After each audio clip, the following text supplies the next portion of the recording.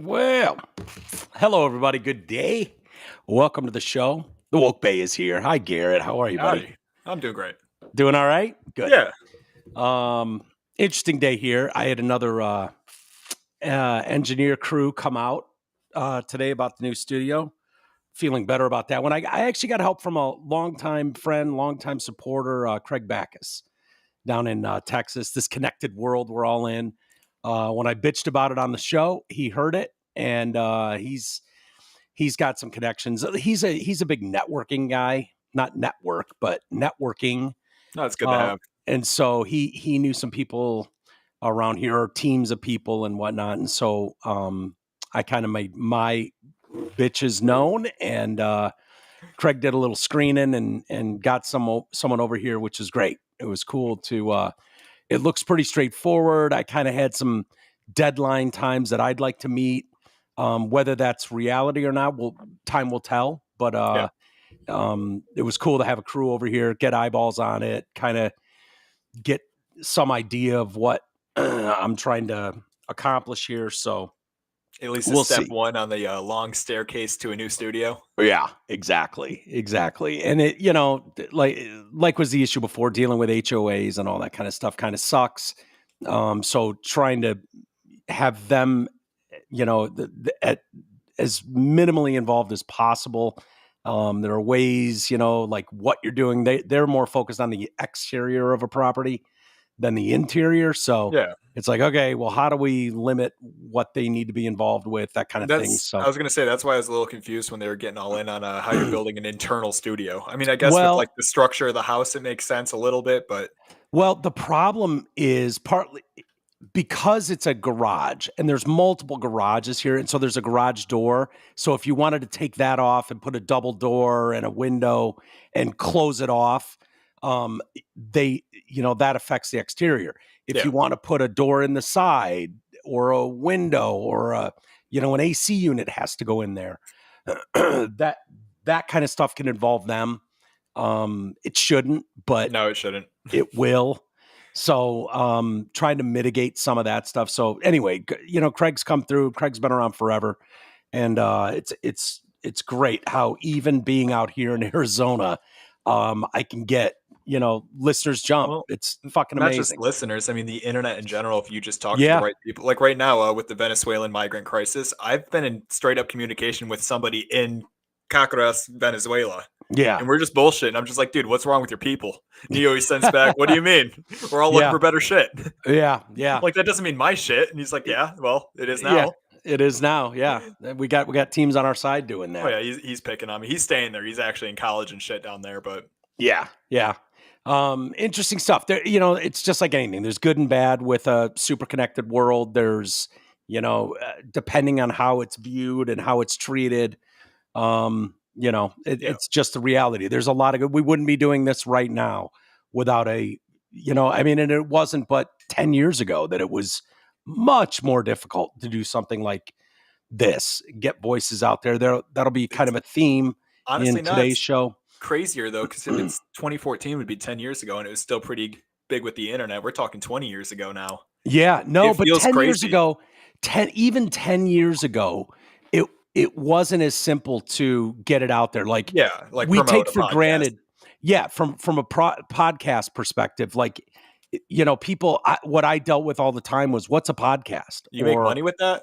Yeah. Can you make money on that? Or what is it? Or what time of day are you guys on? Where can I find you? Like just nowadays it's like, can you just shut the fuck up about your podcast? Everybody has one. Right. Everyone has one. So there's the yin and the yang of it, where it's like, is what it is. Hey, I wanted to start mentioning our buddy Nick Matthews. He's been helping me.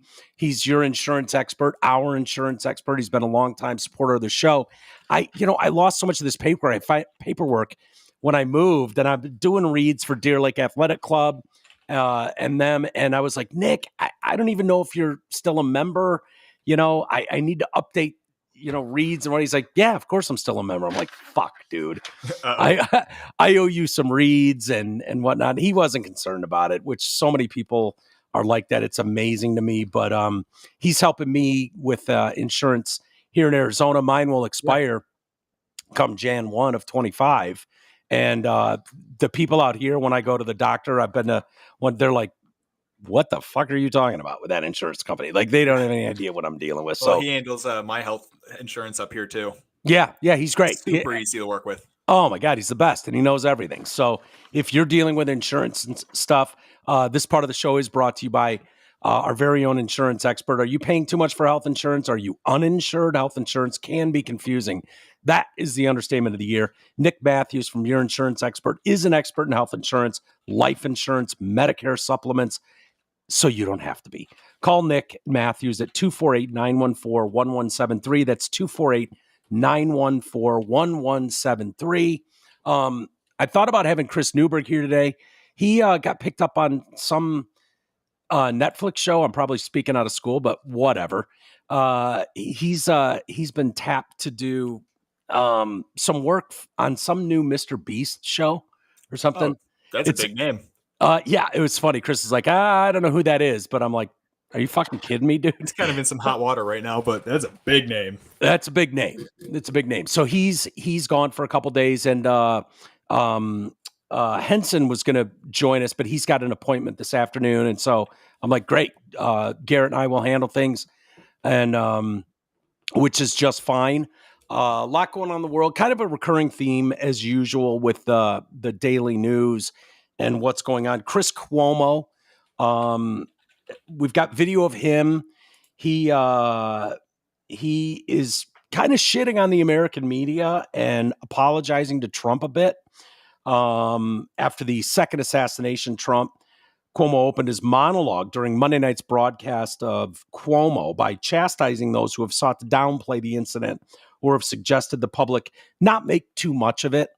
And I wanted to play it. I think it's important to play for people what he actually said. It's a few minutes long. I think it's worth listening to, and then we can discuss Chris Cuomo's comments here. Go ahead and hit play on that, Garrett. You can think what you want about Trump. He does not have many more full-throated critics of what he says and does than me. Okay? And yet I called him today because I am ashamed of how we are responding and not responding to the threats on him. And I feel for his family. And I know you can roll your eyes and say, oh, yeah, he asked for it. Listen, that's your choice, and I think it's a wrong choice, okay? We got to get out of the judgment business unless it's judging ourselves, and you got to start rewarding things that are better. And I got to tell you, I don't know how he stays in the race.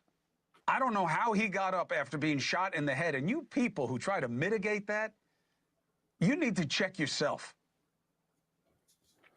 He gets up, pumping his fist, stays in the race, barely even talks about it. Now, look, I do believe he has wasted opportunities, and he has another one now. Who better than Trump to say, we can do better? I can do better. I know he keeps doubling down on his angry rhetoric. How can he not? It keeps working for him. I don't know that it gets him elected. My theory is... No, they won't let that happen, Chris. Don't worry. He needs to expand. He had a chance to do it after he was the target of an assassination at the RNC. He had a chance to say, I know what got me here. It's not going to get me where I want us to be. Bullshit. He did not take that chance. Yeah, no. He now has another chance. Can you turn that up at all? Oh, you're supporting Trump. I'm supporting us. The idea that I am a Trump supporter is laughable to the man on your screen right now. That is not what this is. I am worried about us. I am ashamed of what's happening around us right now and the relative lack of concern about it. I just don't see how we get anywhere better than where we are right now. Look, I'm not blaming Democrats. I'm really not. You should. Yeah. I blame the guy. Or blame yourself and whatever in the media. Disease he has that the people around him either knew about and did nothing about. The guy was arrested 20 years ago for barricading himself in a room with all these weapons. Where are we caring about one another? Where are we taking care of our own? Where are we pushing to get help? We're leaving people languishing, dying on the streets. What is going on with us? I don't know, Chris. Maybe the last 20 years of your reporting and that's reporting why I like it. out to Trump. I wanted to just say, listen, I'm really sorry that this is going on. I don't think you took your call, dude. Yeah. Not because I'm in favor of his politics or what he says. I criticize him all the time. That's my job, and he deserves it. But he doesn't deserve this. A guy pointing an AK-47 at him while he's playing golf? It was an SKS. And we take solace in the fact that the guy didn't get any rounds off. That does not work for me. If I had been through what that guy's been through in the last 2 months, you would not know where I am. You would never see me on technically, TV. that's why he was golfing off of the record and on no schedule. I don't know how he does it. But the shooter figured out a schedule anyways. But he's got grandkids. He's got a wife. People giving crap to Melania Trump, worrying about whether or not there was a plot around his husband. How could she not? Well, he hates Lemon, so. I don't think she's right, but I totally get why she feels that way, and people mock her. And then her husband has a guy pointed with an AK-47. Where are those people apologizing? That's what it's time for. I should not have come at you, Melania Trump, for suggesting that maybe there was something more afoot. I get your paranoia. This is just a shot at Lemon. Feelings. You have a right to that. There's nothing wrong with saying that, with being a basic, decent human being. It has gotten too out of control, too far from where we need to be and how we need to be. And I don't know what to do about it. I don't know. All right, that's good enough. Chris Cuomo is no doubt was part of the problem in corporate media for years and years and years. Now, I will say, and I've long said it on this show, that we're holding on to our benefit of doubts way too much as a society. We're not extending the benefit of the doubt to anyone. Literally zero people in corporate media have extended any sort of benefit of doubt for Donald Trump, right? That has been started 9 years ago and ramped up 5 years ago, and it's never stopped. There's been zero benefit of doubt given. Everything is spun, taken out of context, meant to put this individual in the worst light possible. They have done everything they can to shame anyone who would even ask a question like, well, is that really what he meant? Or I felt like he was saying, like, no, there's no benefit of doubt for anything giving there. We hoard our benefit of doubt for some reason, and we need to get back to that. Tend to do the opposite and sow more doubt, like when they fact check them 33 times during the debate. And that's meant, when they throw out big numbers like that, it's just meant to confuse the average viewer and make them look like Trump's dumb. Trump could say something like, they've tried countless times to destroy me. And it's like, well, it's only been 4. Technically, there's Iran, there's the 2 assassins with guns, and then there was the guy in Arizona. That's 4. So when he says countless, that's a lie.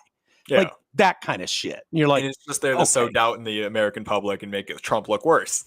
Now, Chris Cuomo, I don't know if Chris Cuomo is being red-pilled here. He sort of went, or if this is a grift. I'm not willing to say that he's been chucked off CNN and now he's grifting with Newsmax or wherever the hell he is. And, these people are desperate to stay relevant. They're desperate to be respected in this line of work. I don't know what this is, but it's very possible that he's also woken up to some of this stuff. He sort of went there with COVID, and we kicked the shit out of him for his statement about COVID. He didn't take full responsibility. He took very little responsibility, as a matter of fact. In all of that, and still wanted to blame Joe Rogan when it was so obvious. We watched his entire fucking statement on Patrick Bet-David's show and went sentence by sentence and told him where he was full of shit. So do I think Chris Cuomo is going to turn into a Trump supporter or voter? Fuck no. No, he comes from the Cuomo New York family of leadership and media. Like, yeah, that's what I was he going to say. Trump only took your call like he took Stuttering John's. He probably thought you were Andrew. Who knows? Or Andrew and Chris's father, whatever the fuck his name was, who ran New York City. But if you shame these people with no mercy, if you take Chris Cuomo and you don't extend any sort of benefit of the doubt that, is it possible some people are waking up more than others, that enough of this message, enough of this propagandizing that the media has done for so long is sticking with some of these people, that they're finally coming out of whatever bubble they've been in for so long? If you don't, when that olive branch is extended, you almost need to take it for what it is. Let's not shame people, because that's the problem with, when you do that, these people don't continue to come out. If they're just abused without mercy for it, it's what we bitch about the other side doing all the time. We bitch about the fact that, the secret Trump voter. Well, where does that stem from? That stems from people not feeling comfortable going, I don't know, man, I'm all for a stronger border. I was a fan of the STEP Act, that released tens of thousands of black men from prisons that Clinton Biden policies threw in jail for, over the years, and imprison these guys at exponential rates. I understand why the Clinton Biden crime bill was put forward. It sort of made sense at the time. I don't think it's fair to just kick their teeth in over it, but it's a fact that it imprisoned a lot of black and brown people at astronomical numbers. And Trump let a lot of them out of jail. That's an inconvenient truth. Do you know if that bill got in before or after Biden said he doesn't want his kids growing up in a racial jungle? After. Oh, after. Okay. Yep. Yeah. That bill was furthering of that. That might have been him talking about it, bill, and why it was necessary. I just always got to make sure I got my timeline straight is all. I believe that was before. Yeah. The 94, 96 crime bill. I can't remember which year it is. So, I think, it's smart to extend the benefit of the doubt. There are people that are waking up to a lot of this stuff. Like I said, whether this is a grift for Chris Cuomo, that's what he'll be accused of. He'll be accused of all kinds of stuff. But I think there's a larger thing that we're dealing with. And I'm guilty of it too. And the entire landscape, mainstream media, is wrestling with this position they find themselves in. And that is the loss of messaging and power that they've had an exclusive hold on for decades. Before the internet, before Twitter, before Facebook, before independent media, these were the people you looked up to. They gave you, they were viewed, and in a lot of cases subconsciously, because you wouldn't want to admit it, but they were viewed as kind of like an elevated level of authority on things. And I really think we have this almost we're looking for some godlike thing. Google will answer all our questions. AI will answer all our questions. They'll tell us what the truth is, what's right and what's wrong. How do I do this? What do I do? How do I react if my child behaves this way? You're looking for this like parental figure to tell you what the right answer is. And the media represented that with exclusivity for decades. You would tune into the news or the radio station. I know, when I was thinking about this a little bit myself today and thinking, I'm as guilty as anyone of this. The Drew and Mike show in Detroit was a fucking behemoth. It was massive. Yeah. It was the untouchable number one for decade show. It's still how I promote TDC to this day. Well, it's true. Yeah. But you remember Drew and Mike? that show was what it was. And whether people remember it or not, at the time, it was by far and away the most listened to, most respected. Like, that's what it was. But in that room were 4 guys and a girl, 5 guys and a girl who dressed like this, who talked like normal people. We weren't newscasters. We weren't wearing a suit and tie to work and to be respected with finely coiffed hair. And so when those people came and made an appearance on the show, even when you got them on the phone, Huel Perkins or, name the personality, they came in studio, there was sort of an air like, ooh, this is a real adult in the room. This is someone who's to be respected. They're a newsreader. They held a different level. Like, they should have come in that studio licking our bags. They would have killed to have the amount of listeners that we had in reality. But that's not the way it was viewed. It was almost like you put these people on a pedestal. And so you're seeing this play out time and time again, where people like Chris Cuomo and Anderson Cooper think they have an exclusivity on the message, the propaganda that gets out to the American people, and that's dying a slow death. And what you're seeing is these people fight tooth and nail to keep some of that up. And that's why I think this one with Chris Cuomo is a bit of a grift. Then he spent a lot of time taking shots at Don Lemon in particular. And I'm like, all right, dude, that's when I know it starts to get like, this is targeted for a reason. You're not changing teams here.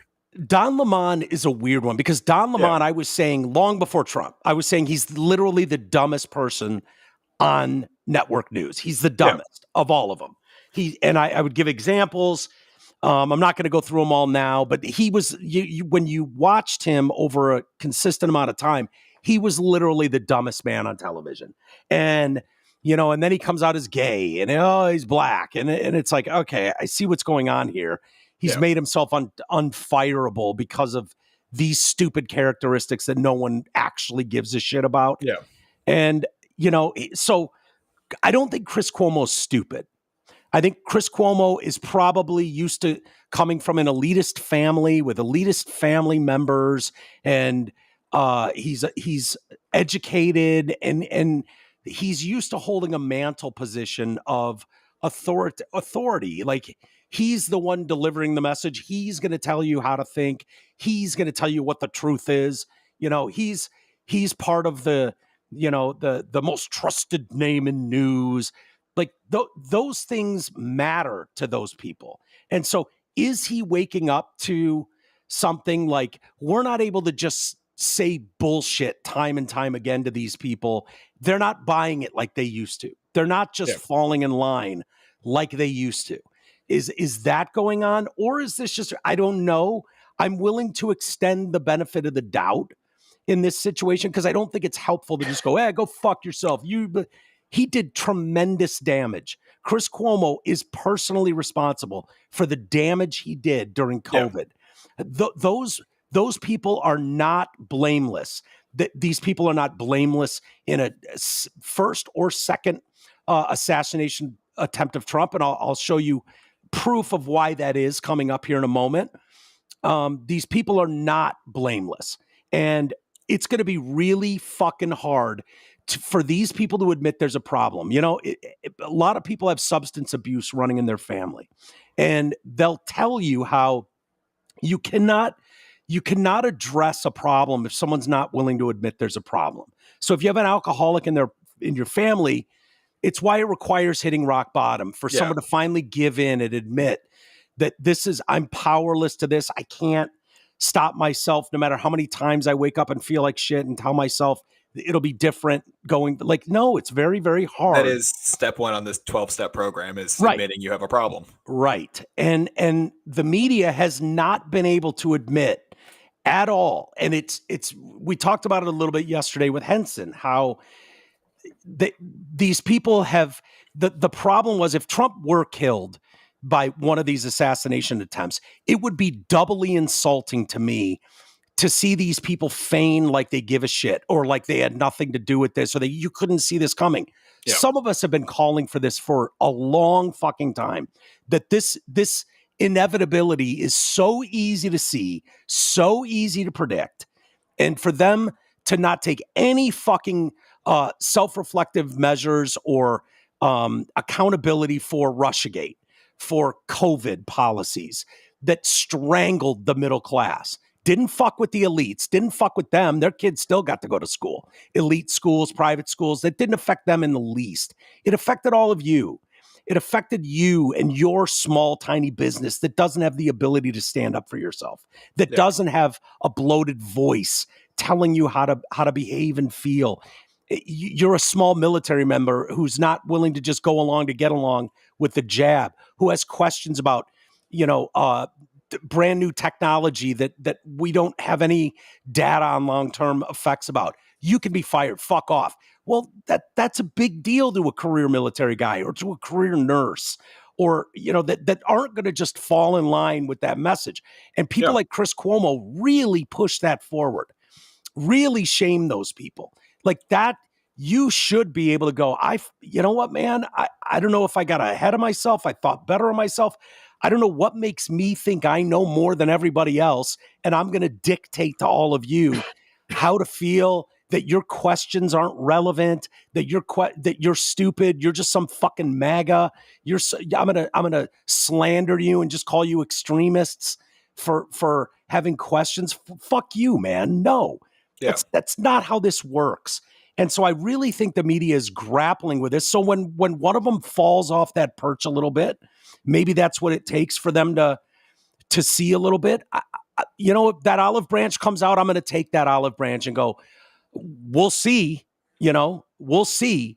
But hopefully enough of these people come around a little bit, and you can call it red pilled. You can call it whatever you want. I don't know. I will say I appreciate the message. I do think he's grifting a bit, but I can at least appreciate the message getting out that he's trying to get out. And if he does believe it, and over time he's managing to just be consistent in his current views, I'll start to believe him a little bit more. But as of now, just coming off of the Cuomo we know. Yeah. And we're seeing reports now, new polling on the Taylor Swift thing. And the headline was something along the lines of, the Telegraph had this, and it was Taylor Swift endorsement backfires, and the fact of the matter is it's along the same line. It's Taylor Swift and Eddie Vedder and name the A-list celebrity that's going to tell you what's best for you. They're going to sit thousands of miles away from Springfield, Ohio, in their own gated community mansions, and tell you why you're wrong if you don't just welcome 20,000 fucking migrants getting dumped into your tiny, poor community. They had an exclusivity on that message. When these people are on stage and every time they speak, there's a microphone in front of their face and a camera, it gives them a sense that they know more than you do. They are better than you. They're going to shame you for it. And there's a lot of independent media out there. I don't know anybody that's watching the nightly news. I don't know anybody that's not hearing other opinions from independent media outlets that are doing more research into some of these things. They would love the message to be, Kamala Harris is perfect. She's awesome. They're used to being able to just send that message out there. We're going to beat the shit out of Donald Trump. We're going to twist all the words. No one will be able to properly fact check that or figure it out. Well, what do you do when people can do that?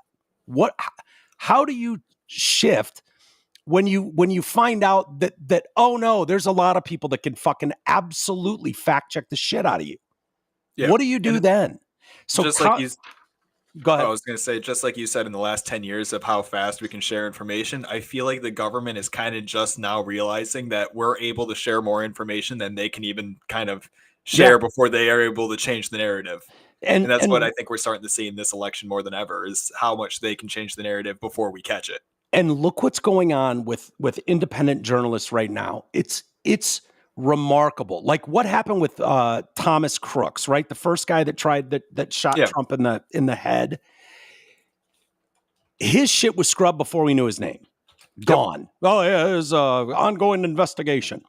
Well, the internet sleuths of the world, the independent journalists of the world, aren't cool with that. With you just going, oh yeah, everything's been shut down, everything's been closed. You can know nothing about him. We'll tell you what you need to know about him. Back in the day, you used to just have to find the manifesto. He didn't have a social media presence. And then it was just, you're just a whack job conspiracy theorist, who's digging around in this stuff. And, and the belief is the mainstream media is honest and they're telling you everything that's relevant and what you need to know. And you believe the government's the good guy. They're on your team. And so why would they do anything? Blah, blah, blah. Well, in this case with Ruth, the internet immediately fucking saved everything. immediately. And I give a lot of credit to your generation and younger kids. We learned after Crooks. They're like, whoa, next time we get one. Yeah. They're going to shut all this down. They're not going to let us see any of this stuff. No. And the shit that they're finding out based on, interviews that this guy was involved in, popping up in another BlackRock ad. Yep. Like you sent me that. And, it's not so easy then. All of his tweets are out there and available, and internet folks save that shit and they're going through it. This dude, it screams CIA plant. Whether that's true or not, I don't know. But you're not going to be able to just go, oh yeah, some lone wolf. You're not going to be able to just get away with that and be like, oh yeah, that's the thing. That's the story. Known in contact with a lot of people around the world. Yeah. And was ginned up to think that Donald Trump is some existential threat to democracy. Like that message got through to him. Got through to him. The Ukraine war, these fucking creeps that want to spend trillions of your dollars on another foreign war. This guy bought hook, line, and sinker and looks like an absolute easy mark for these people. Whether that's true or not, I don't know, but there's a fighting chance that you may find out. They can't Seth Rich this one. Do you know they've said now that the Seth Rich, Washington, D.C., his laptop that the feds have, 65 years before that information will be available. 65 years. Whatever happened to the FOIA request, Yeah.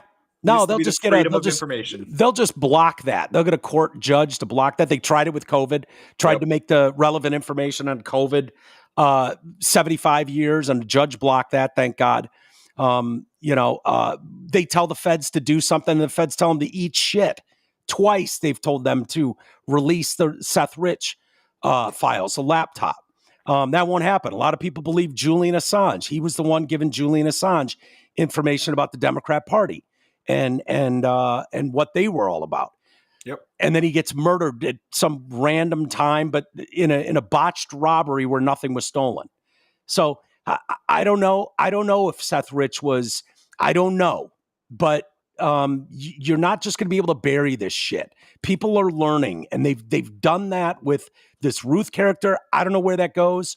I'm not diving down the rabbit hole on a lot of this stuff, but new polls suggest Taylor Swift's endorsement of Kamala Harris may deter more voters than it attracts. New poll results hint that Taylor Swift endorsing Kamala might divert more than it attracts. YouGov released the results of a set of new polls on Saturday following the announcement of her endorsing Harris after the debate. The post-debate new poll revealed that 8% of voters confessed that the singer backing Harris will either somewhat or much more likely influence their decision to vote for the Democrat. 20% revealed that the singer's announcement has somewhat or much less likely convinced them to vote in the upcoming elections for Kamala. The remaining 66% said it makes no difference to them at all. She revealed her support for Harris on Instagram. I've done my research and I've made my choice. Your research is all yours to do and the choice is yours to make. No, not true. Because if you really meant that, Taylor, you would just say that. Yeah, I've done my that's search. That's where the statement would end. Your research is yours to do. And you make the decision that's best for you. But that's not the message you put out there. Your message was, I've done the research. Here's how I'm voting, knowing that 250 million followers are hopefully going to fall in line with the decision that Taylor Swift has made. People are waking up to that. And I think it's dangerous because what else this polling showed was that Taylor Swift has convinced a lot of these people to start doing some research of their own. She suggested for these people to research. That's the most dangerous part of this message. That's probably the only sane part of the message. Research, if people did a little bit of research on their own, if they actually did that, if they didn't just take Taylor Swift at her word and they actually research things, they're going to find some shocking truths. They're going to find out that they're more propagandized probably than the North Korean population. Yeah. Is it, and depending on how much research they do, it might backfire worse than even these polls suggest. So the days of Taylor Swift and Bruce Springsteen having a lock on their audience not having access to anything but what a landscape media, traditional media outlets tell them, and what these celebrities bloviate on and on about what's important to them. They don't get an exclusive on that.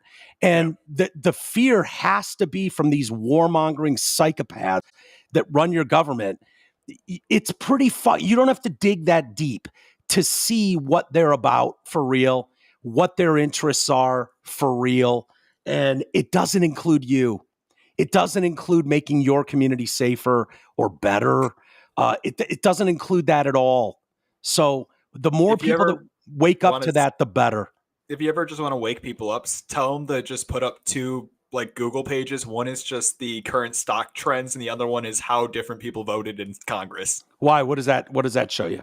Usually just correlates with if one person voted towards, let's say, a tariff on a certain company's import or whatever, then that stock trend is going to start going down a little bit. You'll see them buy, the tariffs go away, you'll see it start popping back up again. Yeah. It's one of those weird little things that if you just watch stocks, you kind of know where the law is about to be made. It should gross people out when, like, I'm almost glad.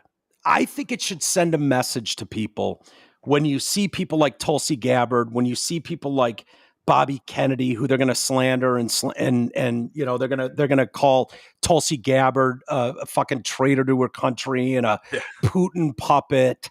It should say something to you that these historic classic liberals, I think it should matter that Jimmy Dore is reporting the way he's reporting, and Joe Rogan, who's a classic fucking lib, absolute liberal, are speaking truths about what they're seeing. Don't take it from me.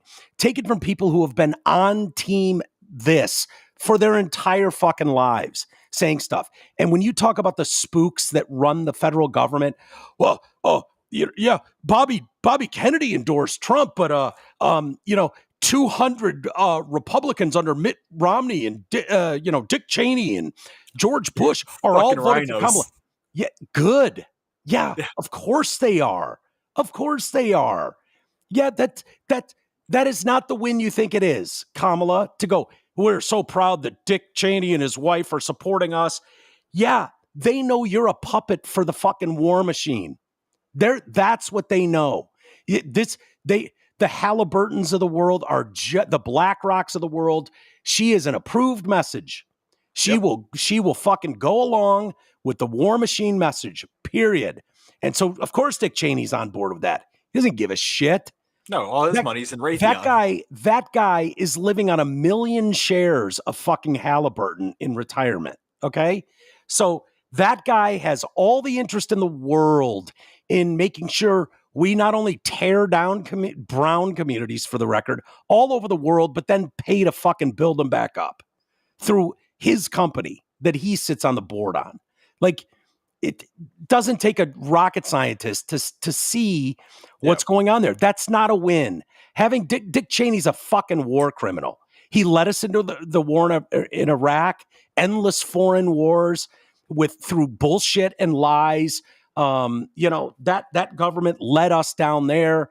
20 years of fucking never-ending wars in Afghanistan. That administration brought that in. Dick Cheney personally brought that shit in. It is what it is. And so, him endorsing Kamala, she should turn around and go, are you fucking kidding me? No, that guy's been against everything I've ever been against my whole life. Thanks, Dick, but I'll pass on your endorsement. That Kamala, would be a strong message. If you really fucking stuck to your guns and what you believed in, Kamala, you would turn around and look at that endorsement and go, no, not just endorse me. You should start probably thinking a little bit more like this, Mm-hmm. Just give her some of her policies that she doesn't have. Right, exactly. Which policies? Yeah. Mm-hmm. Trump's policies. Right. No tax on tips and build a wall. Now, this article is from Reuters, and it's from July, okay, after the very first assassination attempt. The one where your former president was shot in the fucking head. Yeah. That one. Reuters, within hours of the assassination attempt on former U.S. President Donald Trump, many of his supporters began laying blame on Democrats, seeking to flip the script on who has stoked America's heated political rhetoric. And Democrats are blaming the Republicans. Yeah. I thought it was all stupid. From establishment Republicans to far-right conspiracy theorists. That's an interesting one because that's what we would be considered. Yeah. You a libertarian and me a classic liberal. Far-right in belief. We're far-right extremists now. We're mega MAGA. I've never met a mega MAGA who believes in abortion. Yeah, right? Yeah, well, you have now. You're staring at one. Or is gay.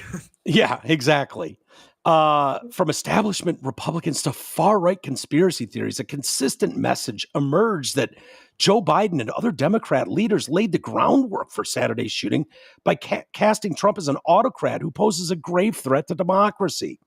A Reuters analysis presented a different picture. In those years, fatal political violence more often emanated from the American right than from the left. Well, thank God, Reuters, you've done this research and you know. Reuters found that violence is coming from across the ideological spectrum and includes extensive attacks on property during left-wing political demonstrations, but attacks on people were perpetrated mostly by suspects acting in service of right-wing political beliefs and ideology. When were all those? Was that like the BLM riots that killed dozens and injured thousands? Those right-wing loons? Is that who they're talking about? In the name of political fucking whatever? Yeah. Is that what they mean? Almost immediately after Saturday's attack, right-wing websites were brimming with assertions that left-wing rhetoric motivated Trump's assailant. Many blamed the shooting on the Biden White House or pushed unsubstantiated conspiracy theories, including a claim that a shadowy deep state cabal within the government orchestrated it. Do not think this is going to be the last attempt to kill Trump. The deep state really has no other choice, said a user on a pro-Trump website. It's going to take borderline martial law to set the country right. What a dipshit. What an idiot. So that person was. Imagine that. So this was said just after the first attempt. Someone said, don't think this is going to be the last attempt on Trump. They might have been quoting this fucking show right here. You know, the super pro-Trump website that we run. They might have been quoted us with that statement. And they're calling them out as crazy. So does it still sound crazy 5 weeks after this that another attempt on his life happened? Don't think that'll be the last one either. There you go, Reuters. There's another right-wing lunatic saying it again. You have no idea how many times I'll be in my family group chat and they'll just be talking to me like, you're on something crazy right now. Shut up, right? And then I just tell them, hey, I'm crazy until I'm proven right. Give me a couple weeks. Yeah, just give it a minute. Give it a minute. And every time. Trump's backers pointed specifically. No, I'm going to prove to you in a second that it's not this specific comment. To a comment Biden made July 8th. I have one job, and that's to beat Donald Trump. We're done talking about the debate. Yeah, he wanted to do everything he could to not talk about that fucking debate. Yeah. It's time to put Trump in the bullseye. He's gotten away with doing nothing for the last 10 days except ride around in his golf cart. Yeah, well, he's a private citizen at that point, Joe. So, Joe dodged that question better than Tim Walz dodged the hostage question. Yeah, he sure did. He sure did. Yeah, but I mean, it's just hilarious. He's just riding around in a golf cart. Okay, who cares? He's not in fucking charge of anything. He's not running the country. No. You are, dickhead, sorta. Some Republican office holders seized on the bullseye comment as an example of Biden invoking violent imagery in describing November's election and criticized Biden and others for casting the former president, as a threat to democracy and a threat to the nation. For weeks, Democrat leaders have been fueling ludicrous hysteria that Trump winning re-election would be the end of democracy in America. Steve Scalise wrote on X, clearly, we've seen far-left lunatics act on violent rhetoric in the past. This rhetoric must stop. Scalise himself was the victim of violence 7 years ago, wounded by a left-wing gunman who opened fire during practice of the Congressional Republican baseball team. Yeah, and we know now that dude, and we never blamed these people at the time. Never. No. Rachel Maddow and Bernie Sanders. He was a super fan of both. Yeah. So that's where that guy got fucking ginned up into believing anybody with an R next to their name was some violent threat to democracy. Joe Biden sent the orders, U.S. Rep. Mike Collins posted on X. There's no evidence for that claim. The Republican DA in Butler County, PA, should immediately file charges against Joseph Biden for inciting an assassination. False equivalence. Kurt Braddock, an assistant professor of public communications at American University who researches political violence, said Biden's criticisms of Trump as a threat to the nation aren't the same as the violent language deployed by right-wing supporters of Trump. So they're going to triple down on it and act like Trump is the violent rhetoric. I'd love to see a montage of Trump's violent rhetoric. You'd think they'd be, and I don't mean, spliced in a certain way. Yeah. I want to see, that montage. Him calling for violence on other people. Right. Besides other countries. Because let's be honest, we went over there, we'll bomb them. Yeah. And I never had a problem with any of that different. I'm just talking about our own politicians. After Trump lost the election, Reuters documented hundreds of threats to local election officials by Trump supporters enraged by his false claims that the election was rigged. The way they've already ruled, Reuters has looked into this, and they know that these are completely baseless and false. Sounds to me like someone's over the target. If you don't even want to have the discussion about that, tells me you're over the target. Anytime you're not allowed to ask questions about anything, the freest and fairest election we've ever seen. Remember, don't forget the fact that 4 years ago, if I said that sentence on the air, I would be yanked off YouTube and given a strike. If I didn't say the election was anything other than fair and free. Around the same time where you would get yanked off of YouTube if you said that COVID was a lab leak, and then they came out and said it was a lab leak. Yeah, or that possibly the vaccine could have didn't work like they said it would. Yeah. That it would cause myocarditis in some people, blood clotting in some people, and never mind the fact that it was totally unnecessary for 95% of people out there. But whatever. If you even mentioned that or asked questions at all, you were not welcome there. You just weren't. So let's see here. A Reuters investigation published in May found that violent threats against judges handling Trump's various criminal and civil trials spiked. Don't mention why that would be, though. And they say violent threats. Do you think it's and this is just probably what it is. It's probably a couple fucking tweets by a couple ginned up weirdos in their basement. Yeah, probably. I don't think violence is the answer ever. I know no. But the fact is, people could see through what these trials were and what people were really starting to wake more up to what was going on. Which is why these cases keep falling apart. They're run by absolute clowns in Fonnie Willis and that fat fuck in New York. Like these are, and we keep getting underground reporting, kind of guerrilla tactics, whether it's from James O'Keefe and his crew. Steven Crowder's doing some great work right now. And you see these people out in the wild thinking they're, on a date with someone, and they give you their real opinions and they talk about what a fucking joke these things are. The problem is people that don't want to know that or don't care to do any research. It's just like, get that guy. They'll never see those. They'll never go to Louder with Crowder. They'll never listen to Jimmy Dore. They'll never listen to a show like this. They're just stuck in an endless loop of what does Rachel Maddow think? What does CNN say? What does MSNBC say about this? What are these fucking gross politicians saying about this? That's the message they're getting.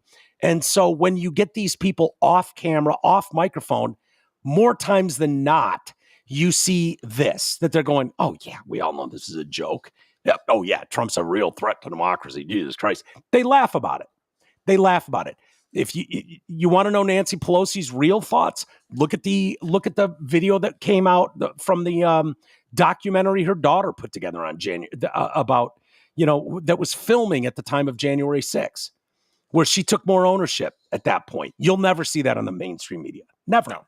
You will never see her comments about you'll never really see the comments by Nancy's daughter talking about what a joke it was that these January 6th defendants were involved in some insurrection. She's mocking it, laughing about it. Yeah. Like, that's their real feelings. But they don't give a shit as long as you buy their narrative. That's the reality. So these people that are angry about the fucking lawfare cases that are going on against Donald Trump, the damage is done. It gave them a talking point. He's got 34 felonies. Are you comfortable electing a 34-time felon or a convicted felon? And it did exactly what they wanted, because anytime you bring Trump up in a debate or anything, people just go, the felon? The felon? How many times do you see that? The convicted felon? You're going to vote for the convicted felon rapist? Yeah. He's never argue with a guy the other rape, by the way. It's a joke on its face that this stuff is going on. Just because people could do their own research, could look at this for what it was and take issue, that it does make your blood boil. When you see some of these cases in Georgia, in New York, in specialized courts with handpicked judges, with knowing the kind of jury selection they're going to get, and absolutely knowing these things are going to fall apart on appeal if it even gets to that place. The damage is done when you get that shit going on, and most people could see through that for what it was. And so, I don't give a shit if Reuters comes out like, oh, an investigation we published in May says there were violent threats against judges handling Trump's various criminal and civil trials. Those spiked. Yeah, you mean people were sick at watching this sort of thing take place in their fucking country, in a system they thought they had faith and belief in? Yeah, there's a reason why right now, after the Trump assassination, Florida's own police departments, I think it was their state police, came out and said, yeah, we don't want the FBI to handle this. We're doing our own investigation. Because I think the guy said something like, look, you're the guys trying to lock Trump up right now. Why would we let you investigate his assassination attempt? Yeah. No, it's fair. It's our fair. Our own government doesn't trust our own government. The FBI pushed Russiagate. That's where that started. Okay. Yeah. Hillary Clinton and her team started that research, and people will say, oh, some Republicans too. Yeah, probably. If you think the Republican Party likes Donald Trump, you're fucking mental. They don't.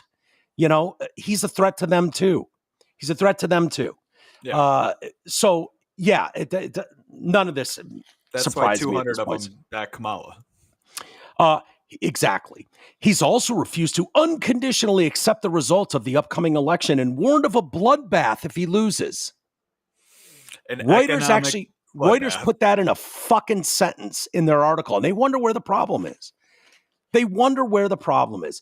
First off, name the politician in the last 30 fucking years who has unconditionally accepted the results of an election. I'll wait. Yeah. No one does that. Hillary no one should do that. Why would anyone agree to that? Why would anybody unconditionally accept the results? Why would Reuters expect anybody to do that? I wouldn't expect a Democrat to do that. In fact, they never have done that. Never. No. Do you want me to pull up video of every one of them fucking contending every election that's ever been had in this country for the last 30 fucking years? Because I can. Yeah.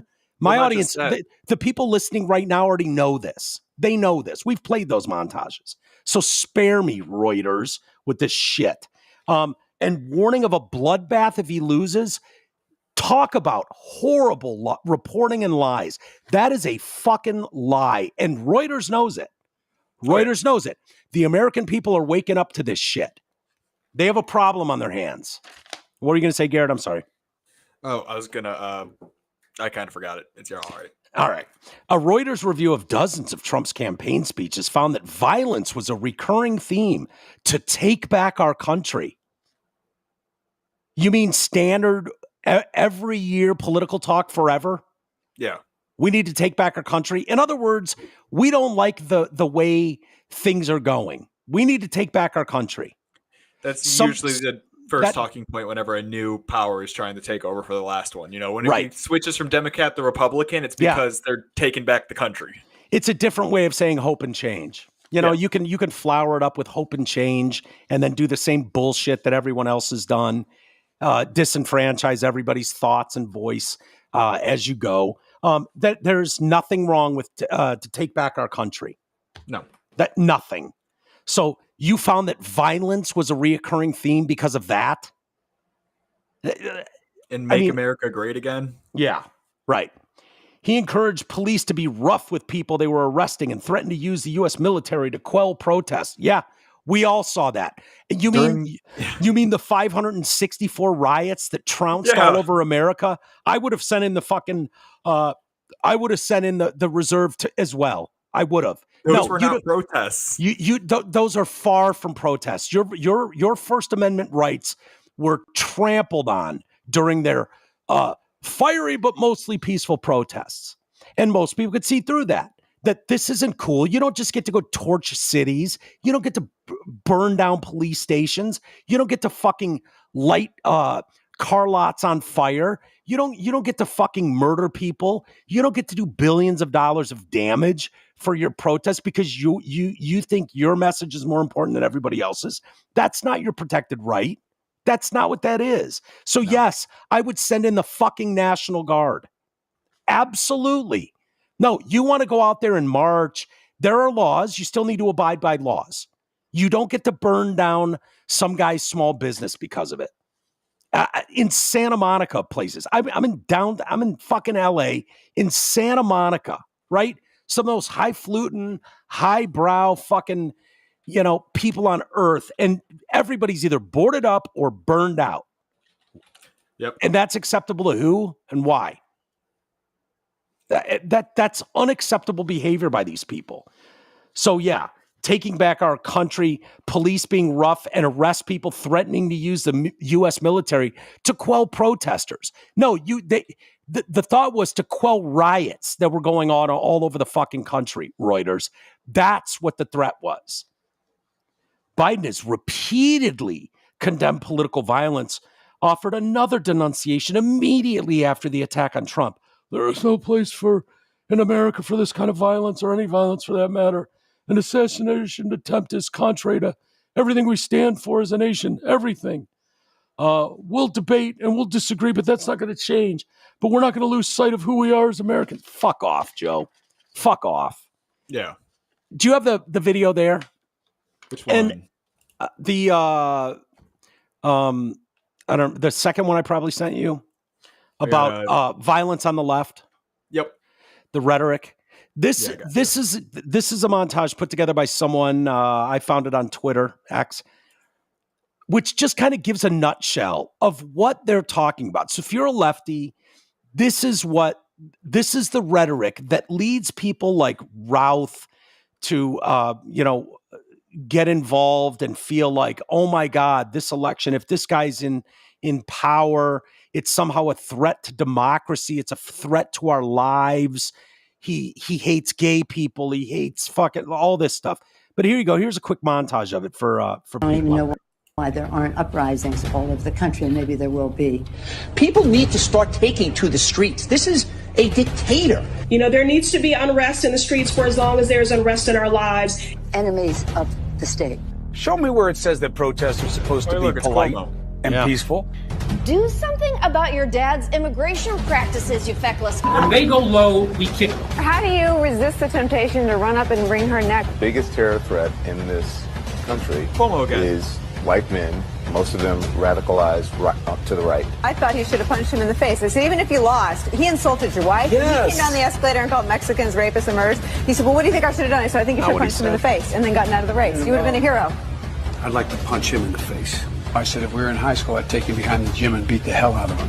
Punch some people in the face! When was the last time an actor assassinated a president? They're still going to have to go out and put a bullet in Donald Trump, and that's a fact. I mean, given how I see the current Look, as his character is stabbed to death. I'm pretty sure they're all actors. Where is John Wilkes Booth when you need him? Where is John Wilkes Booth when you need him? Kathy Griffin. I have thought an awful lot about blowing up the White House. A Missouri state senator is under investigation by the Secret Service after saying she hopes President Trump is assassinated. I will go and take Trump out tonight. And if you see anybody from that cabinet in a restaurant, in a department store, at a gasoline station, you get out and you create a crowd. And you push back on them. Maxine Waters. You commit a crime. Anywhere. And sadly, the domestic enemies to our voting system and our honoring our Constitution are right at 1600 Pennsylvania Avenue. They're not going to stop before Election Day in November, and they're not going to stop after Election Day. And that should be, everyone should take note of that on both levels, that this isn't, they're not going to let up, and they should not. If you think we're rallying now, you ain't seen nothing yet. Right-wing Americans to say it's all... Pause. That video right there with the gunshots you just heard, that, if I remember correctly, was during the BLM riots. And if you listen closely, I believe that's the one where you can hear someone, I got one, here's a Trump voter, and then shot and killed him. Yep. I'm sure that guy's rotting in prison right now. No, you haven't heard about him? Yeah. No, you won't. Probably not. No. Go ahead. All about keeping America's independent and safe. If you want to fight against the country, you need an F-15. You need something a little more than a gun. No, I'm not joking. That to the Think Afghan about army, this. Think about the rationale we use. That's you. Yeah. That's it. Unbelievable. That's the rhetoric that is ginning up these people. And it's the point Elon was making, ineloquently tweeting out, hey, notice how they're not taking any shots at Kamala Harris or Joe Biden. Even broaching that subject is stupid, and rightfully people call that out. He deleted it. Rightfully they do. But all those comments in that 2-minute montage or whatever, for the record, I could pull up a 40-minute montage of the same thing. There's no pushback on any of those comments. No. Nobody. Well, no, the right's the one who's violent. I don't remember ever hearing a Fox News host or a, OAN, is that a thing? Host saying, people on the right need to take to the streets. They need to go out and, if you see someone out there spouting left-wing talking points, you need to punch them in the face. We need to seriously think about blowing up the White House. The threat to democracy is the Biden White House and it's 1600 Pennsylvania Lane. No one is saying that. No one. You might not like some of the things they're saying, and that's fair. You might disagree wholeheartedly with their policies on how to handle immigration issues or how to handle crime or how to punish people. You might think there's less humanitarianism, if that's a word, in the way these people would do it. You might not like the way Donald Trump says the things he says. You might only want to pick up on they're eating the dogs, they're eating the cats, they're eating the pets. No, he was speaking to a much, much larger issue going on in towns like Springfield, Ohio. Yeah, it was straight up. These people are just different from us in the way they live. Yes, and that nobody, that's an unfair fight that these people didn't ask for. You didn't poll and ask these people. It's not lost on people when we were talking about this 4 years ago of these 3 a.m. middle of the night flights. Well, why were they doing it then? Well, because when they did one in the afternoon, when they were doing that early on in the afternoon in Florida said, what the fuck are you doing? And stopped it, shone a light on it. And so all of a sudden those started going into smaller airports at 3 a.m, 4 a.m, unloading all these people and busing them to cities all over the country. Again, I don't know what their end game is. I don't know. I mean, it seems a logical thought that you would eventually try to get a new voting populace. I don't know if that's the plan. Yeah. I don't know what else could be. I don't know why that is. It's not a humanitarian effort. It strains every system in place. Every sort of infrastructure is strained to the max in places that already have less than most and don't have the ability to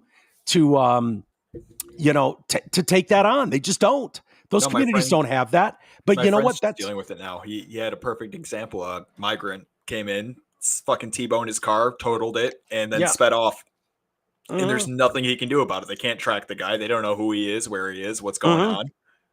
Right. Just totally ruined his car. He's fucked up. He's in bed. He can't work. Yeah. And he's fucked. No one can help him. He can't even call the no one cops. will. No one will. You know that. They don't actually care about these people. But, as I said the other day, that's what they mean when they say MAGA.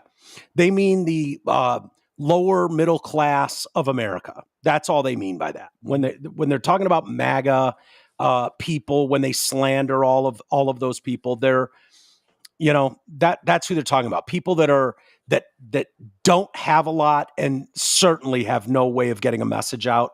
They mock them. They make fun of them at every turn. They call them backwoods. They, you know, all that kind of stuff. That's how they feel about those Americans in the middle of the country. That's what they mean. You know, it's an elitist group, and that's how they feel. And those people's voice don't matter to them at all. They're in the way. They're in the way of whatever their grand plans are. It's sad to see. It's uncomfortable, but you know, do I wish there was someone delivering that strong of a message in a much more eloquent way? Yeah, I do. You know, I don't think it's super helpful to shine the light by going, they're eating our pets. They're, you know, these aren't evil people. They're just, you know, it's just really, really fucking unfair. And if I had any belief that you were actually going to swoop in and really take care of those communities and try to bridge build and look after the ones that are from there and try to make this work and really put the boots on the ground to make an effort to make that work, that would be one thing. But the fact is, you're just going to dump them on these people and say, fucking you deal with it. You deal with it. And that's evil to do. It's evil, so. You know? And that's the thing that really pissed me off in the debate when the moderator said, well, we talked to the city manager. I'm like, that city manager sold out his entire community for federal funding. Yeah, exactly. When they started saying that, we've contacted the city planner, city manager. We've talked to the comptroller. He says that's crazy. Like, yeah, I bet he does. How about you get boots on the ground and ask the real people there? And the overwhelming message when you watch those videos, unfortunately, from independent journalists only, right? Yeah. It's going to be some kid with a microphone and shorts asking people on the ground, and they're not going to say it super eloquently. They're not going to say it the most politically correct way, but the message is crystal fucking clear. Is, yeah, these people have all showed up and now I can't, you know, they've wiped out this. They've made lines impossible to get through. There's language barriers. There's driving issues everywhere. No one seems to care. It's almost like all of a sudden we're a third world country and we don't know what to do. They're begging for help. No, the part of the Tyler Olivieri video that I was talking about that really I watched the whole thing. Yeah, the part that really hit me was when he was talking to that disabled black veteran. Yeah. Who's an American citizen, fought for the country, and he can't get rights over a Haitian who just got here. Yeah. Yeah. That's where I get really fucked up. Yeah. And there's no way you could get an entire population on the ground. You know, yeah, you could ask the city controller and you could ask the mayor and you could ask the fucking government who has allowed this to happen in their communities. You can ask them all you want. All you need to do is go on the ground. And, you know, reporters have done this forever. If you ask the warden or the fucking, you know, the guy in charge of the prison system what's going on in his jails, everything's great. No, there's no issues in here. No, keep funding us. We're good. You know, but if you talk to the prisoners who are forced to eat fucking maggots and rotten food all day, their story might be a little different than the wardens or the guy in charge of the fucking police systems for the states. That might be the people you want to ask the question to, not the fucking city controller and the fucking mayor. No. How about you go boots on the ground like some people have done? And instead of just slandering their reporting because you refuse to do your job, instead of mocking Donald Trump for 2 weeks about what he said and how he said it, why don't you go ask those people in Springfield, Ohio? Why don't you ask the people in Palestine, Ohio, what's going on? Or ask the people in Flint, Michigan, whose water is still fucking poison, who are just fine giving those poor, dirty people cases of water and saying, you fucking deal with it. You fucking deal with it. We'll see in 4 years when it's time for us to campaign again, where we'll do a photo op in your community and pretend to give a shit. That's what you're seeing. So thank God for people like Tyler on the ground, asking people, not being a dick to them and not just throwing someone's opinion away because they didn't say it eloquently or they were fucking racist. Dude, he gave that guy a full platform. Like, dude, go ahead, spout off. And then right after it, he interviewed a Haitian and let that guy spout off too. Yeah. Yeah. It's important stuff, man. I think so. It should be the standard for journalism. we're seeing this over and over with, the push that like the new Matt Walsh movie is out, and I can't wait to see it. I might wait till it comes onto the streaming. But am I racist? And usually you would judge somebody's work on their previous work, and you go, oh my God, I'm a huge fan of this director's work, and so I'll see his new movie. Like that's usually how this goes. And then Matt Walsh's What Is a Woman documentary is fucking brilliant. It's great. It's highly entertaining. It's funny. It shows these people and the grift that they're actually pulling. It's eye-opening. It's shocking. It's really well done. And you can either ignore it, which is exactly what all the people did. They ignored it completely. It got 0 critic score and 99% on Rotten Tomatoes from viewers. That's the reality. That should say something. Well, his new one, Am I Racist, came out. It's number 4 film at the box office over its opening weekend. And think about that for a second. That's number 4 documentarian film, which isn't even like entertaining. 0 press, period. That is not going to be written up about in Variety or Entertainment Weekly or on any of your landscape media. They won't even mention it. It doesn't exist. I've seen a couple banner ads in Fox. That's about it. Yeah, you might see that if you go to Daily Wire's website. They've inundated it with it. Yep. But they produced it, so of course. But you are not going to see like Entertainment Tonight. Hey, new movies out at the box office. Yeah, Siskel and Ebert sat down and watched all these movies, and then they give you their fucking take. No. So the point is not to acknowledge its existence. So the fact that it's 4th at the box office on opening weekend is very, very telling about how, as much as you try to suppress the message is still getting out there. I think that's important to note. It outperformed a lot of Hollywood productions. Mainstream critics have completely ignored its existence.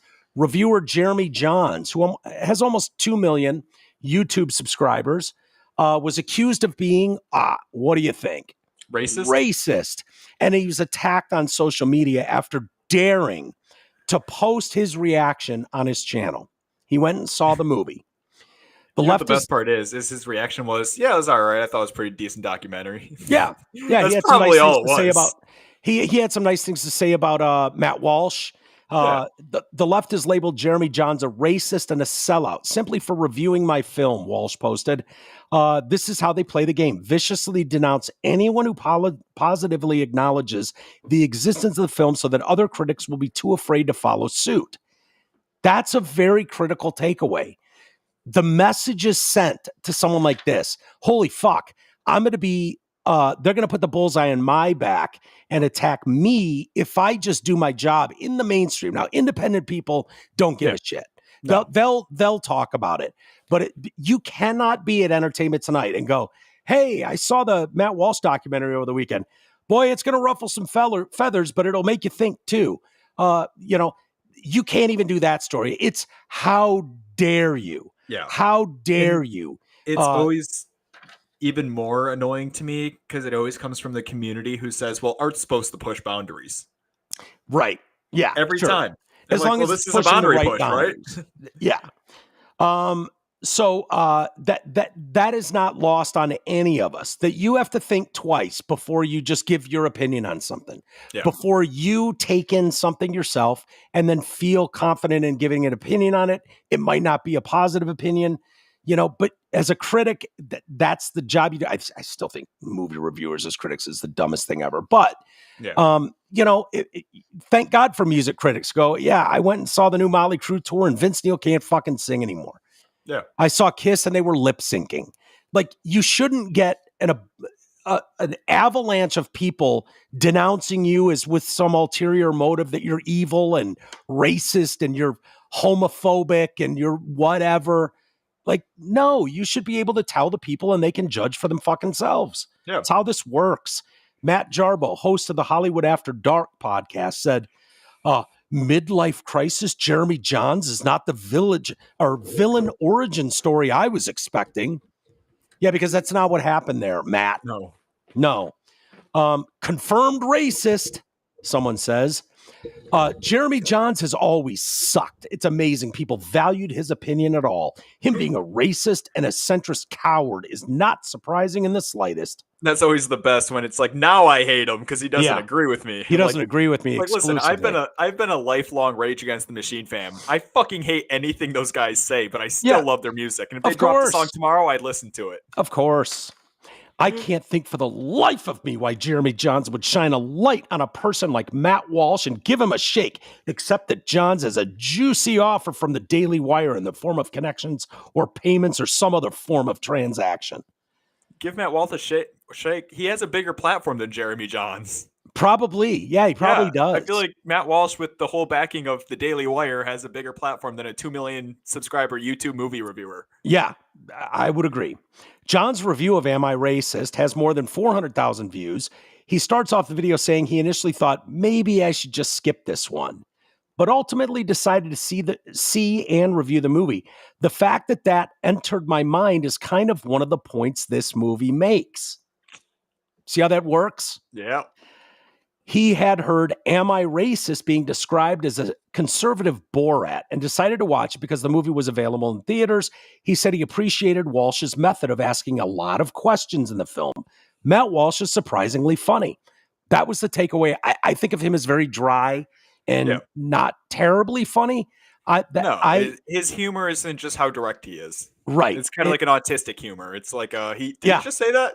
It was kind of my takeaway in the What Is a Woman? Yeah. There was a lot of humor there, but it's very dry in his sense and style. It's a lot of humor in a sense that he just says something pretty bluntly and then leaves it for the room to make it awkward. Yeah, I've done that for years. It's how it works. Like it's, you can get away with a lot just keeping a straight face. It's how I got out of being bullied for being gay for so long, is I just kind of rolled with the joke and then I'd one up it and they'd be like, all right, well, I can't really fuck with this kid. There's something really cool and there's an artistic value to watching Change My Mind segments from Steven Crowder or Matt Walsh's documentary style, in that neither of those are combative. Like you can throw all the shade you want at Steven or at Matt Walsh. You can call them all the slanderous terms you want. But Steven Crowder does a really good job in those. And from what I understand, Steven's a real fucking asshole. I'm not talking about Steven the person. I'm talking about the Change My Mind segments. He's very respectful to everybody that sits down with him. He builds his case. He listens to other people's, and he has a solid debate. At no point does he attack people or be a total asshole. And that's what I've noticed with Matt Walsh. Matt Walsh doesn't play gotcha with these people. He hears them out. He listens to their arguments. He, and lets the viewer decide, okay, who's making a more rational argument in this discussion? Yeah. And I think Steven Crowder and Matt Walsh both did the same thing here. And it's a great thing to do. And that's that the main point is the point of what they're making, but the secondary point is always have the discussion. Right. And that's what Steven Crowder did with Change My Mind. Yeah. It's like, we should be able to talk about this and have the discussion. Yes. That's the point I'm making. It doesn't matter if you walk away agreeing or not, but we and hopefully be able to further those talks with other people. Yeah. And that's what Matt Walsh does, is he wants not just to make his point of am I racist or whatever, but he also wants the discussion to be open for everybody else. Yeah. It should be very telling to people. The fact that no reviewer on a national level would review this, zero, that tells you, again, you're over the target, and that's the threat. And so they don't want you to ask questions about, what's in this that I'm not supposed to see? Why is everything not a review? They're not telling me anything about what's in the movie. They're not attacking it for bullshit editing or anything like that. It's not; those aren't the attacks. Yeah. They're not saying it's filmed shitty. That's not what the attack is. The attack is just his name is racist. You shouldn't give this any oxygen. Don't go see it. He's a monster. He's a transphobe. He hates fucking trans people. He hates black people. Like that. That's the push. That's the argument. So he ends up with Matt Walsh is surprisingly funny. The movie made me laugh, and it made him and it made me think.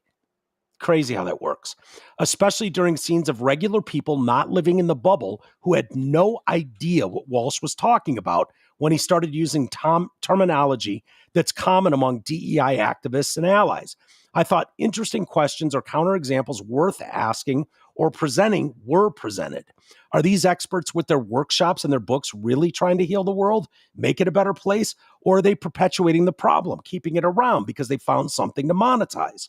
All in all, he had a good time and some good laughs while watching Am I Racist?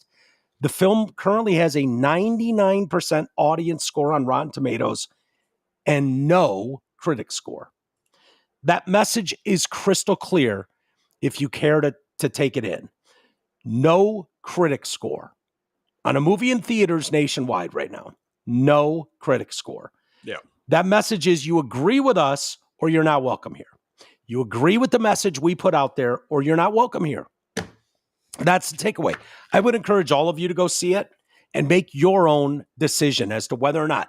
And I guarantee you this, if Matt Walsh is in there as a vile racist like these people would like you to believe, that will be obvious to you. And you'll be able to email in walters@detroitcast.com and make your voices heard. You can email bigger shows and go, dude, this was horrible.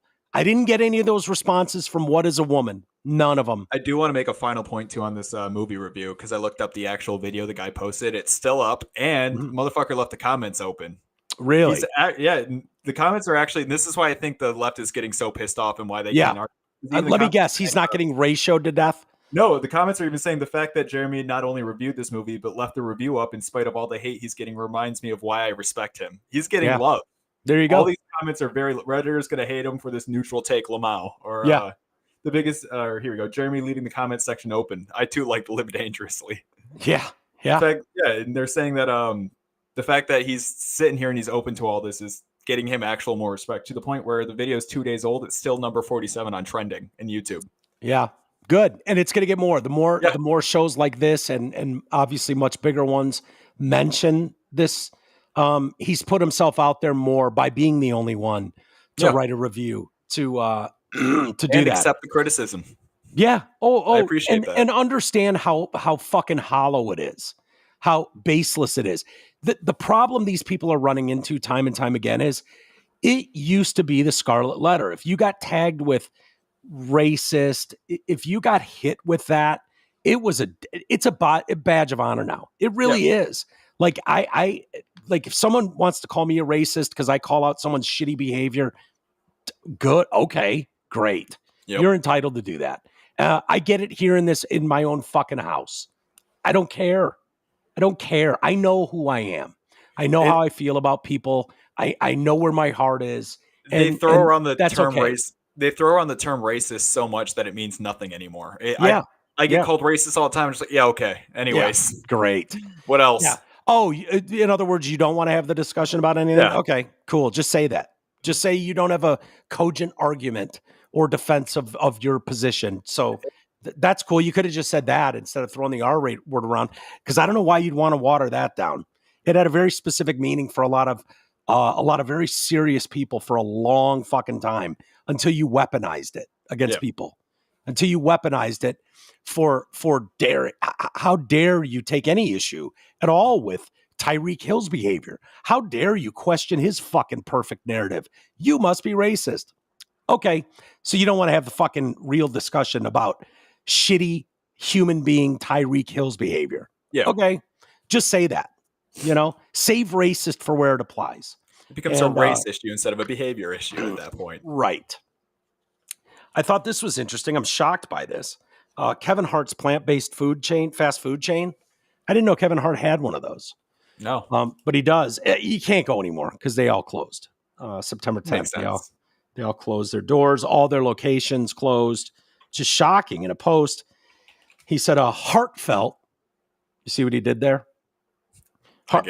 Heartfelt goodbye. And he spelled heart, Hart. Yep. Proving it's about Kevin Hart. So a heartfelt goodbye for now as we start a new chapter. Maybe his new chapter is like an In-N-Out burger or something, because those don't seem to close very often. No, it's kind of funny. It's like when you open up a restaurant that caters to a very specific minority, it doesn't do very well. Yeah, it's crazy. Almost like advertising to a very specific minority of trans people doesn't do very well. Yeah, it's almost like it's a virtue signal. It's weird how that works. Like you don't actually mean it. Yeah.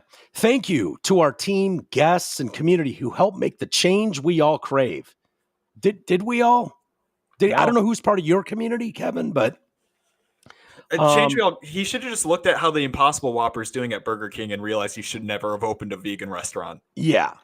Exactly. The Los Angeles Dining Guide Eater confirmed the closures with a statement. The response to the product has been incredible, and we thank our committed team, our customers, and our community partners for helping make the change we all craved, and for the unwavering support of Heart House. The response has been incredible. That's weird. When with such incredible response, why'd the restaurant fail? why did it close? It's weird. I don't know why that would be. And it's like, oh, you opened, maybe they just opened in a really shitty area, but they opened their last location at Sunset and Highland across the street from Hollywood High School, adjacent to Chick-fil-A, a couple hundred yards from In-N-Out Burger and a former McDonald's. Those restaurants, I think, are still there. I think In-N-Out Burger's doing okay. It's weird. I drive by In-N-Out Burger and the line at 1 a.m. is fucking wrapped around the building 3 times. Yeah. On a fucking Tuesday. So it's weird. But the response has been incredible. Has it? His response has been about as incredible as Doug Emhoff cheating on his wife was good for his marriage. Yeah. That's a great point. Great point you bring up there. Still waiting for his response. I've asked him a couple times to explain how that strengthened their relationship. What with him fucking the babysitter, busting a nut in her. Yeah. And then they won't say what happened to that kid. I'm assuming they just aborted the shit out of it. I don't know. Yeah. Aborted until proven otherwise. Yeah. So, however, the CEO here did not explain why the fast food joints closed for good with no warning. All 4 sites were closed September 10th. You'd think with the incredible response and this change that we all craved, thank you for delivering this change we all craved, you would think you'd have a strong restaurant. Yeah, a strong, healthy one. And you would think we'd be reading this article about In-N-Out Burger or McDonald's and Wendy's across the street that for some weird reason are still open. I don't know. I don't get it. The Star announced the plans to open the plant-based eateries after he made a change to a vegan lifestyle. Because once again, once you're vegan, you got to tell everyone else. Right. Exactly. Don't what you a better love way it? than This is, again, the sickness that is celebrity, thinking like, oh, I've made this decision. It's good for me. And just leave it at that. And then don't bother people about it. Now you need to encourage everybody to do it because your voice is so much more powerful and welcome than everybody else's. So go ahead, dump all your fucking money into these things. It's great. It's great to see. Yeah. 2 years later, saying at the time it wanted to give people a plant-based option after noticing a lack of vegan choices in the world of fast food. Yeah, I don't know many vegans who are strolling through the drive-thru just going, I don't get it. There's just not many options here for me. What's funny too is like I know you were comparing to McDonald's, Wendy's, all that. I would say we can even bring it down to like a smaller scale. A celebrity who opened fast food restaurant, Wahlburgers. They're still open. What's he doing different? Yeah, I don't know. I don't know what he is. He's selling burgers now in supermarkets and stuff. Yeah. His restaurant seems to be successful. I know. I think the one that was by me, I think it was in Royal Oak area. That one might have closed, but dude, I was going there. I went there with T a couple times, like 7:00 on a Saturday, and they couldn't get any employees. They couldn't get anyone to work during COVID or right after COVID when everybody was just fine, letting the government write them checks and not fucking doing anything. Yeah. And so you'd go there. They had a fucking bar there, and at 7:00 on a Saturday they were closed because the bar was closed. It was like these COVID fanatics destroyed so many of these fucking businesses. And it's funny because Wahlberg's still going, and you can't even say COVID did anything to Kevin Hart's restaurant because he didn't open these until 2022. Yeah, there you go. That was post-COVID. If I could give people a place to have the option that's placed smack dab in the middle of where your McDonald's, Chick-fil-A, and Burger King are, people may see a Heart House and say, I'm going to go plant-based today. Hey, Kevin Hart, all those restaurants Smart. you just mentioned have plant-based options. Well, they saw the writing on the wall too and decided instead of changing their whole menu, let's just have a smaller subsection of the menu. That we can just let that one die. Yeah. We'll just let this plant-based bullshit die. You know what? I read that sentence. If I can give people a chance at the option that's placed smack dab in the middle of McDonald's, Chick-fil-A, and Burger King, they may see a Heart House and say, I'm going to go plant-based today, which is smart. We should call him Kevin Smart and not Kevin Hart, because that makes a lot of sense to me. Kevin Smart's making a lot of sense there. Hey, Kevin Smart. Because like what guy that's having a Big Mac attack is getting in that fucking drive-through line and sees the lines really long and just goes, you know what? When in the history of America has anyone looked at, like, I want McDonald's today and then just saw a vegan restaurant and said, I should be healthy? You know what? I thought about a Big Mac, but you know, a patty of chickpeas and garbanzo beans sounds pretty good too. Maybe I'll give that a shot. I was going to do a 20-piece and fries, but I'd rather do some cat food right now. Yeah, I love this. The menu included 100% plant-based items like burgers, chicken, sandwiches, and nuggets, salads, tater tots, milkshakes, and more, they noted. Except it's not burgers, it's not chicken, it's not nuggets, and it's not milkshakes. You can call them all those things. That's like... you know, you go to a cupcake, one of those fancy cupcake stores, and they've got the plastic cupcakes as sitting there and being like, yeah, those are the cupcakes. It's like, no, those are the plastic molds. Those are the plastic mold displays. Those aren't cupcakes. So the fact that you're calling it chicken when it's fucking chickpeas and garbanzo beans doesn't make it chicken. And I don't know what the fuck you've pumped into it to make it sort of taste like chicken, but that's gross. That's always been my problem with vegans. For somebody who hates meat so much, why do you make everything taste like meat? Why do you want it to be juicy like a burger? I would think that would gross you out. And a milkless milkshake, fucking milkless ice cream? No. Order juice. Hard pass. Or the juice? Get a fucking smoothie. I don't know what to tell you. This one guy commented on this story I was reading. Well, less than 1% of the U.S. population are actually true vegans. 4% identify as vegans. We all know that most of the vegans cannot sustain a true vegan diet. There's pretty much zero chance that a vegan chain restaurant can survive in the U.S. market. Restaurants can offer vegan-friendly menu options, but true vegans won't eat that either. Vegan-friendly menu items are for the virtue-signaling crowd. Yeah. I've been to one vegan restaurant in my life, and the only reason it was still open is because it was for Indian people, because they a lot of times have vegetarian diets. Yeah, I've been to those. I went to one with Beth, and I fucking cringed the whole time trying to get through it. It was gross as shit. You know, it was like, hey, we're having Kentucky Fried Chicken night, and everything was supposed to be like, this tastes like Kentucky Fried Chicken's potatoes and mashed potatoes and gravy, and their chicken nuggets, and it's like, I don't know what the fuck this is, but it doesn't taste like Kentucky Fried Chicken, and it's kind of gross the way you're trying to make it out. Like, that's what it is. You know, I know they prefer us all eating fucking bugs and plants, but I don't see the American public jumping on board with this. I'm sorry to Kevin Smart, because it seemed like he was right on that. He is where the bullseye was. He was right there on it. He was over the target, and I don't know how this failed. It's crazy. I once had to cook up some Beyond Meats and Beyond Burgers and stuff for samples back when I was a butcher, right? And it was the most negative response I've ever gotten to a free sample in my life. Yeah, look. To the point where I just kind of took them down after a while. I was like, look, they're just going to get cold, and also I don't even want to smell them anymore. Yeah, I'm not even going to go that far and say they're gross or they're this. Like, maybe I'll never know because I'll never try. It's not a market anybody wants. No one. I don't remember anyone begging for it or asking for it. I see it in the grocery. I'm not interested. And the fact of the matter is, here's where this comes down for me. If it does taste edible and it does behave like a burger, like the Impossible and Beyond Meat and all that bullshit, like if it does, it runs like a juicy burger with the red, you know, when you're cooking it, and like, okay, I don't know how you what you injected this thing with or what you made this out of to taste this way and to behave this way to try to not freak people out. But that freaks me out way fucking more than if it was just like, you know what, this is a patty, you know, we're doing our best to make it flavorful. but it's just plant-based. We're not trying to fucking fake you into thinking this is a real burger. Like, no, I don't know what you're injecting that bullshit with. I don't trust you. And so I'm going to stay over here. Good luck with what you're doing, though.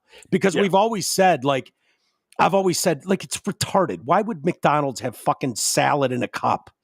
Nobody that's truly that worried about their fucking diet and what they put in their body is going to McDonald's for a salad. Like, stop it. Don't make McDonald's do that. There's plenty of places that, and if you don't like it, go open your own fucking restaurant and serve all your glorious salads and all your glorious vegan things.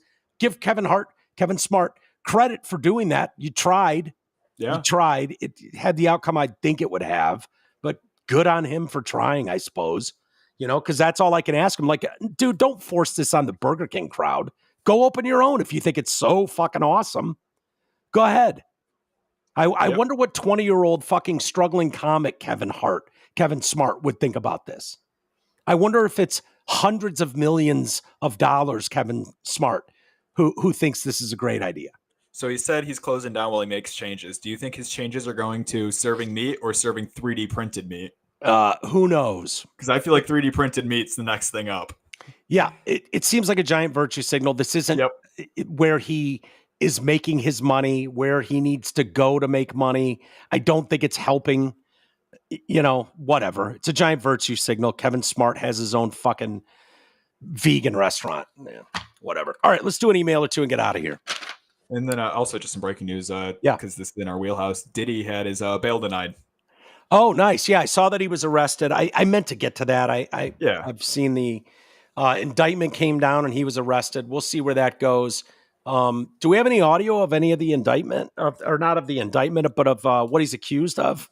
In any way? Not at the moment, but I think that's not at the moment. I mean, if you can find it while I'm doing email, maybe we can refresh people's memories about what we're talking about. John writes in, your brother and the warden, cult leader. When will you have your brother and the warden as guests on the show? As you were, John. Never. And very specific reasons. First off, G Money has zero interest in doing anything like this. He would never want to be on a microphone, never want to be on a camera. That's never going to happen. I fear the warden is deep enough that you cannot have rational debate conversations with her in a lot of ways. So I don't think it would be terribly productive. If the warden and I thought about having her on talking about her upbringing, and I suppose that's potential. It's kind of fascinating to hear her tell her story and stuff like that. I imagine we don't see eye to eye on a lot of things. So that could only hurt my family. Yeah, it could veer off really quickly and easily. And then I would be stuck in the impossible spot of trying to keep peace in the household and being me. And so that puts me in a really unwinnable situation. I say that in because it's true, and also clearly stating that I adore my sister-in-law and, of course, my brother. They are family, and I understand the makeup of this country, the dynamic of people, the wide range of interpretations and opinions, and I respect those as well. That's weird. How can you love somebody if you disagree with them?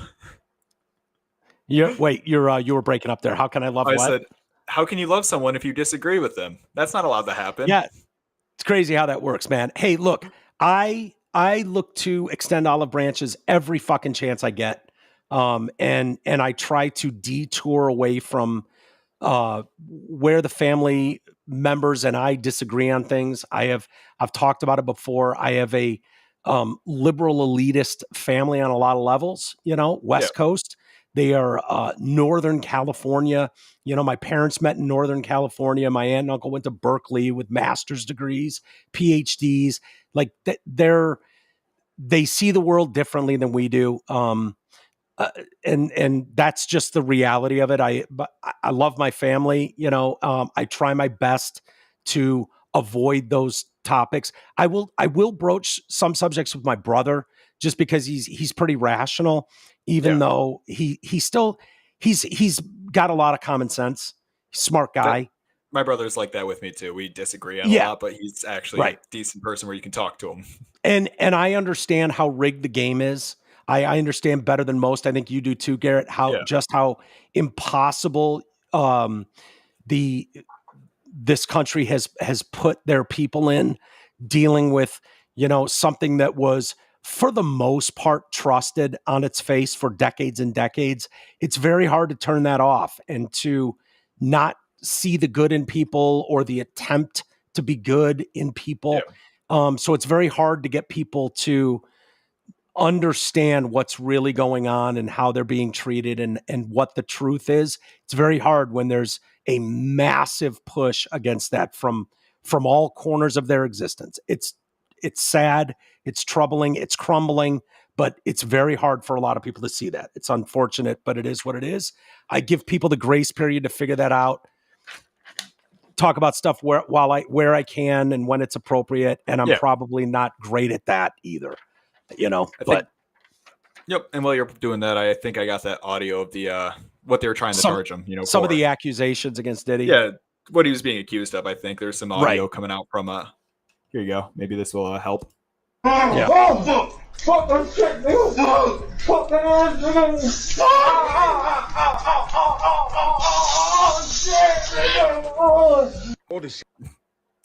I believe he was charged with balls slapping ass. Yeah, struggling to take balls dick. slapping that ass and niggas struggling to take that dick. Yeah, I think that was in the indictment. Was one of the quotes in the formal charges, along with spiking the drink, obviously. Yeah, a lot of that stuff.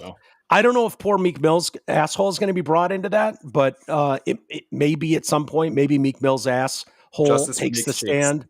Hashtag justice for Meek's cheeks. Yeah, justice for Meek's cheeks. That's great. That'd be great. Maybe I could convince you to go out there and picket. Justice for Meek's cheeks. That would be great. Hey, the more we can limit niggas struggling to take dick, I think we're in a better place as a society for that. That's just my opinion. That's why I'm providing KY jelly to everybody for free. What's that? That's why I'm providing KY to everybody for free. That's my that's a good what I'm start. running on. Hey, look, man. No more niggas struggling to take dick. Yeah, your solutions based. I like it. I appreciate that. Let's see. From Dustin, Dallas. Mike, I'm sure you're going to be extremely busy while you're in Dallas. However, if you could make the time to eat a meal and want some great barbecue, check out 1050 Barbecue. 1050 Barbecue. Okay. I imagine there's tons of great barbecue. I should have plenty of time. I get there the night before and I leave the day after. So I should have time. I just, we'll see. I don't know where 1050 Barbecue is, but, and I'll be taking lifts wherever I go. So we'll see. All right, let's call it a day there, Garrett. Thank you for being here, buddy. And we'll do it again tomorrow. Maybe Greg Henson will join us. I don't know. I'll text him in the morning and see if he wants to join us. He's more than welcome. And